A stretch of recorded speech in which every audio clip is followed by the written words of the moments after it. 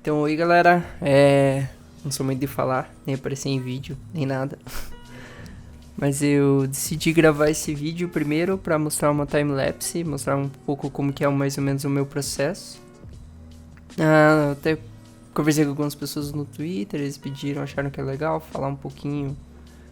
Além de só mostrar um speed paint, né, mostrar o vídeo acelerado, enfim. Eu decidi fazer um retrato porque acaba sendo mais rápido, prático do que toda uma ilustração com uma cena mais complexa, né? Então, o retrato você foca mais no rosto do personagem, um pequeno gestual e poucos detalhes, né? E eu acabei decidindo gravar em si depois que eu já tinha feito o pequeno esboço. Então, como vocês viram, eu já fiz meio que uma line art final, inicial, porque eu já tinha feito esboços, né? Mas ali depois eu comecei a colocar alguns pequenos detalhes, porque a ideia era que fosse um leão, mas ao mesmo tempo não fosse necessariamente só o leão, entre aspas, animal, mas sim um personagem com alguma característica, né? Indo na pegada das últimas ilustrações que eu tenho postado no Instagram, então me segue lá, o link das minhas redes sociais está embaixo aí na barra.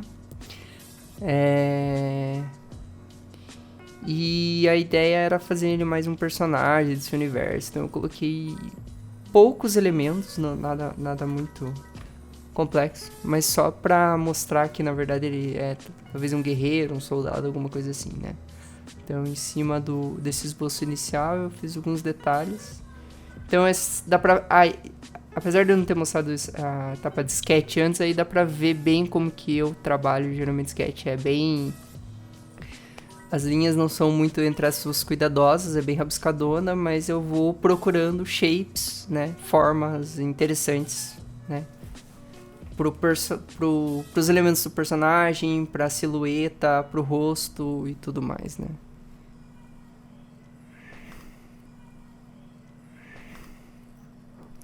Enfim, o meu Google disparou aqui, eu acho que eu não vou cortar e fazer outro áudio. Enfim, aí você tá vendo minha blocagem, né?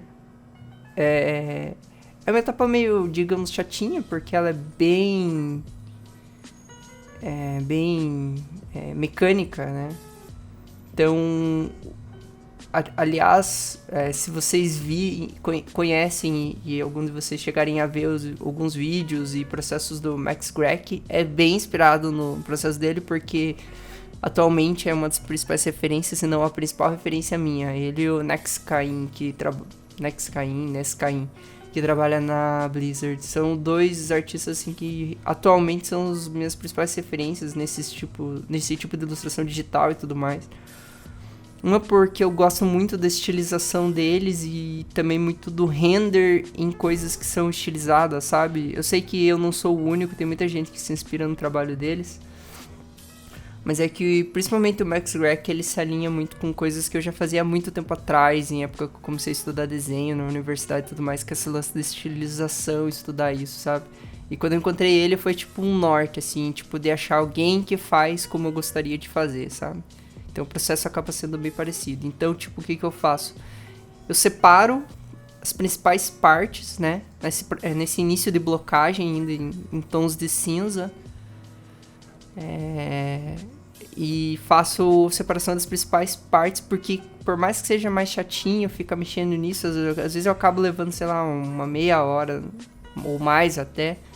Mas isso adianta muito o trabalho, porque daí eu acabo utilizando dessas seleções e desses pedaços para pintar e renderizar cada elemento, fazer sombra-luz, sabe? Então, é só depois que eu particiono, todas essas partes que eu acabo começando a fazer o render inicial ainda em preto e branco, nesse caso. Não é uma via de regra, às vezes eu acabo fazendo colorido, dependendo da ilustração. Mas ultimamente eu tenho feito preto e branco os primeiros etapas de pintura e de render, porque me ajuda a, a pensar só nos tons, né? Eu não sou o único, tem vários ilustradores que fazem assim, mas eu acho que é um processo bom, muita gente usa, então é prático, né? Ajuda, faz sentido. Então aí eu tô começando a fazer o render do rosto E daí vocês vão ver que ali, nas camadas, eu até nomeei para ficar um pouquinho mais fácil. Pelo menos no começo, depois eu acabo tornando uma bagunça, mas ali já tem ali as blocagens de mão, rosto, juba. Então ali dá pra você entender. E eu fecho essas camadas naquele comandinho que é um quadriculadinho ali em cima, que daí a pintura não vaza pra fora e eu só pinto dentro daquele shape pré-determinado que eu já fiz antes, né? Então eu vou nessa etapa inicial, eu pego shape por shape e começo a dar o render nele, deixo a line ainda aparecendo, coloco ela só no modo, sei lá, uns 50, 60% de opacidade em sobrepor, né?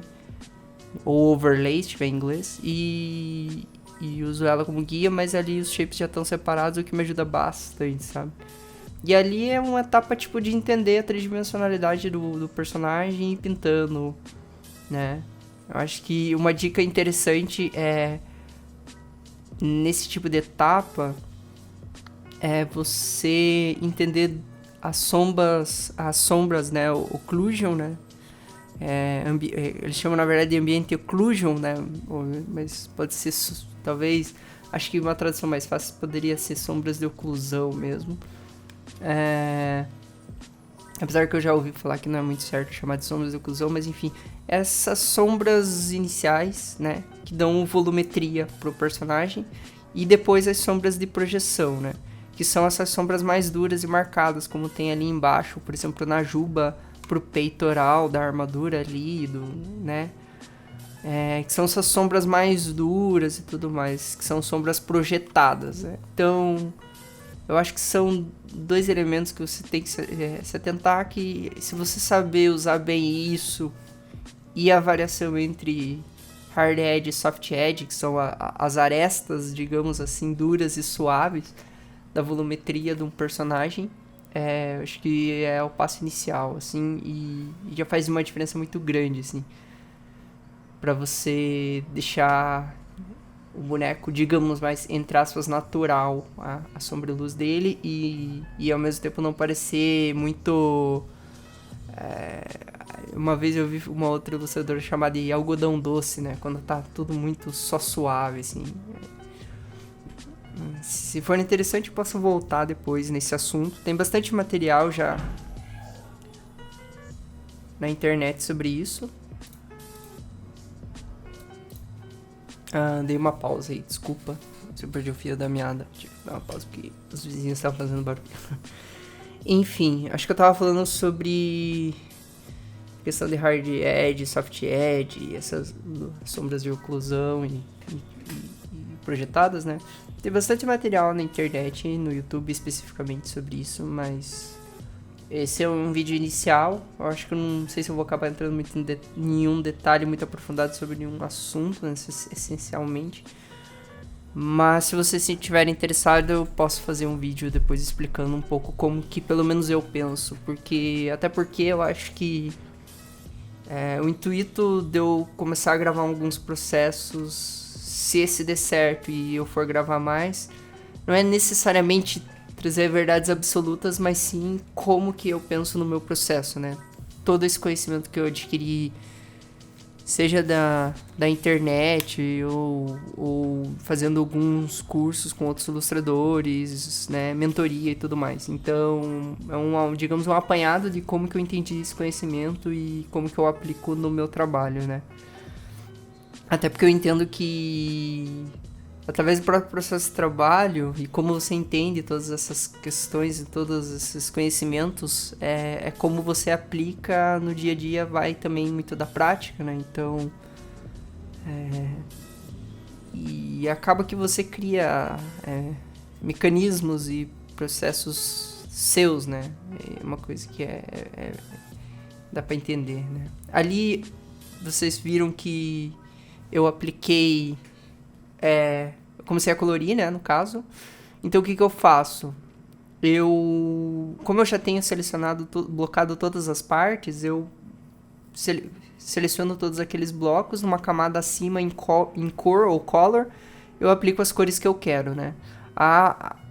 Quando você faz uma camada com cor, com color, em cima sobre as outras, preto e branco, e coloca ela nesse modo, o que ela vai entender? Ela vai pegar os tons de claro e escuros de todas essas variações do cinza e vai transformar isso naquela cor específica que você quer, vermelho, laranja, azul, etc, né? Então ele vai transformar o do escuro ao claro dentro do parâmetro daquela cor que você escolhe, né? Então eu escolhi cores ali que, enfim, que eu queria, que faziam sentido pra ilustração. Eu multipliquei eu copiei essa camada de volta em cima de volta e coloquei em sobrepor com as mesmas cores que eu tinha escolhido antes, só para deixá-las um pouco mais vibrantes, para trazer um pouco mais de saturação e diminuir um pouco da opacidade nesse sobrepor. E depois em cima dessas camadas que eu começo a trazer um segundo momento de render, que eu falo que é um render de cor. Para essa peça especificamente, o render digamos assim, é o infinito.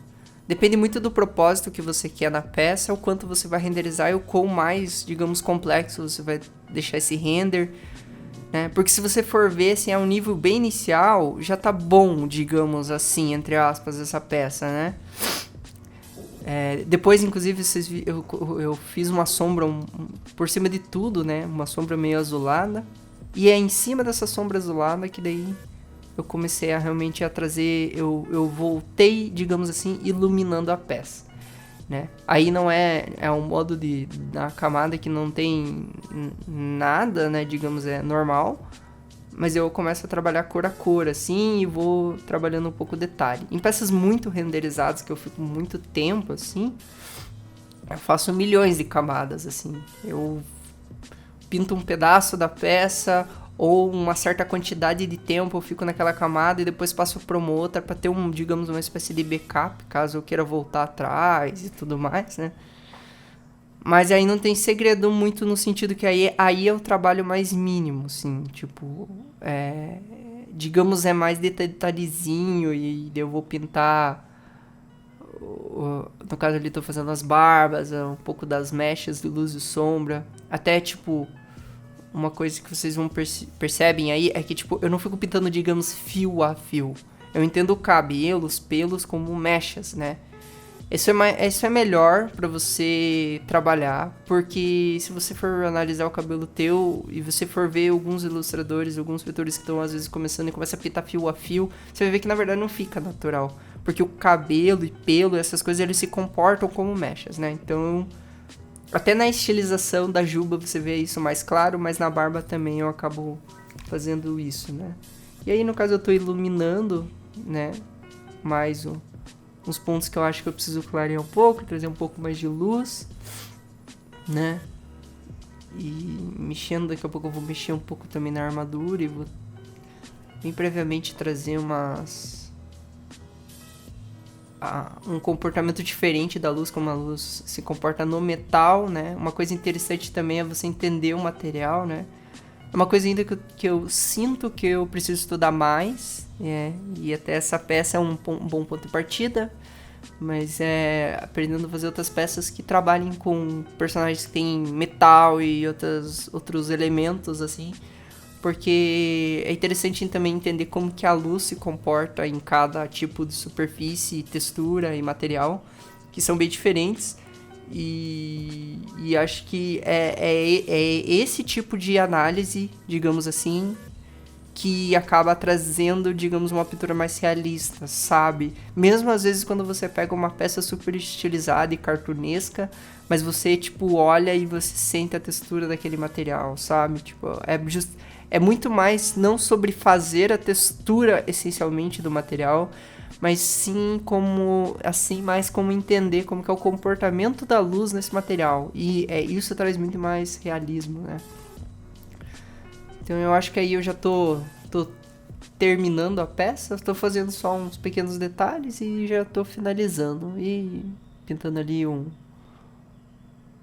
lacinho que tá prendendo a barba. E acho que é mais ou menos isso, a grosso modo, como que é um processo de pintura, né? Se vocês tiverem mais alguma dúvida, sugestão de vídeo sobre o que eu posso fazer, comenta aí. Comenta o que vocês não entenderam direito, ou se foi muito rápido minhas explicações. que eu posso fazer um vídeo novo trazendo alguma coisa mais específica sobre o processo e tudo mais, né? Enfim, então acho que é isso, galera, e obrigado aí por você que viu. Fica aí com o finalzinho. Tchau, tchau.